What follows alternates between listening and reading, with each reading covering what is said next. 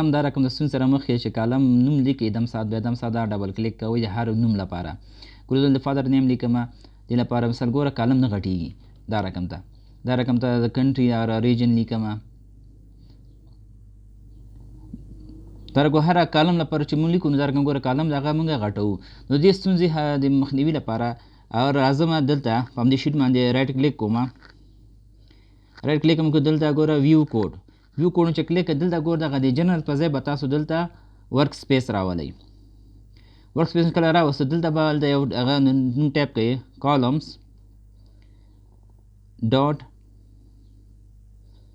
هم چې ولیکه هغه به ولیکئ آټو فټ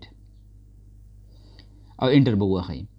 انټر چې ووهه دا به بیرته دا رقم ته کلوز بیا کوي. دا بیرته دا چې کلوز کړ اوس دلته ګوره ښه زه څنګه نوم لیکم نو اتومات هغه کالم هم خپله د نوم سره غټیږي. دا رقم ته دا ګوره فادر نیم لیکمه څنګه چې زه اخواته کلیک کوم یا انټر کوم اتومات څنګه کېږي ګوره کالم دا رقم ته غټیږي.